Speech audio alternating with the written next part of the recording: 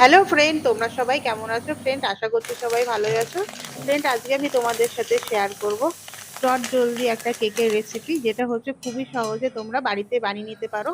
আমি এর জন্য কোনো ময়দা ইউজ করছি না, সুজি দিয়ে কেকটা তৈরি করব। তার জন্য হচ্ছে 1 বাটি সুজি নিয়েছি, মানে যেই পরিমাণ সুজি নেব তার সুজিটাকে হচ্ছে এবার হচ্ছে মিক্সিতে ভালো করে গুঁড়ো করে নেবো, যাতে সুজিটা একটা পাউডার ফর্মে হয়ে যায়। এবার তার সাথে অ্যাড করে দিচ্ছি হচ্ছে যেই পরিমাণ সুজি নিয়েছি তার হাফ হচ্ছে চিনি নিয়েছি।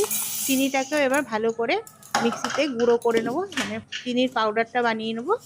এবার এটাকে হচ্ছে সুজি আর হচ্ছে চিনির গুঁড়োটাকে একটা ছাঁকনির মধ্যে দিয়ে এটাকে ভালো করে চেলে নেবো।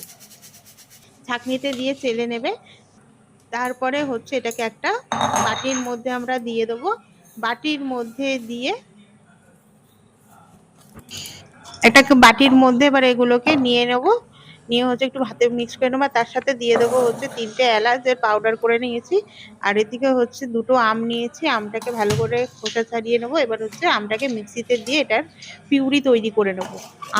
আম দিয়েছি হচ্ছে সুজিটা যতটা দিয়েছি সেই পরিমাণেই হচ্ছে আম দিয়েছি।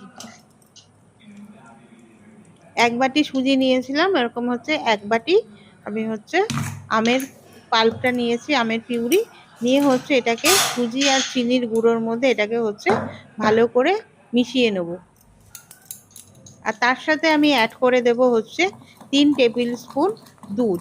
তোমরা কিন্তু চাইলে দুধের পরিমাণটা যদি মনে করো যে না ব্যাটারটা বেশি গাঢ় হয়ে গেছে, সেক্ষেত্রে কিন্তু দুধের পরিমাণটা একটু বাড়িয়ে দিতেও পারো বা কমিয়ে দিতে পারো। কেকের যে একটা থিকনেস ব্যাটার তৈরি হয় সেরকমই ব্যাটারটাকে তৈরি করবে। এবার এটা কেক দিয়ে সুজিটাকে হচ্ছে রেস্টে রেখে দেবে হচ্ছে কম করে 40 থেকে 50 মিনিট বা 1 ঘন্টা মতন এটাকে কম করে রেস্টে রাখবে। আর এদিকে হচ্ছে একটা আমি বাটি তৈরি করে নেবো।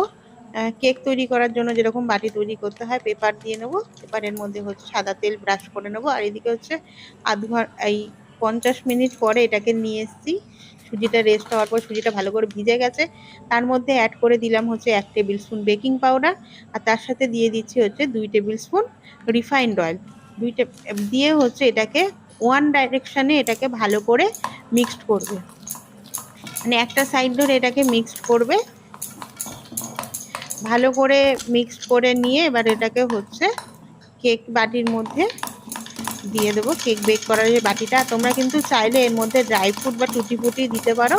আর সেটা দেওয়ার জন্য তোমরা কিন্তু ড্রাই ফ্রুট বা টুটি ফুটিটাকে ভালো করে আগে একটু শুকনো ময়দাতে ভালো করে কোটিং করে নেবে, মানে গায়ে শুকনো ময়দাটা লাগিয়ে নেবে, তাহলে হচ্ছে এগুলো নিচে চলে যাবে না। না হলে দিয়েও হচ্ছে এবার এটাকে একটা বাটির মধ্যে দিয়ে দাও।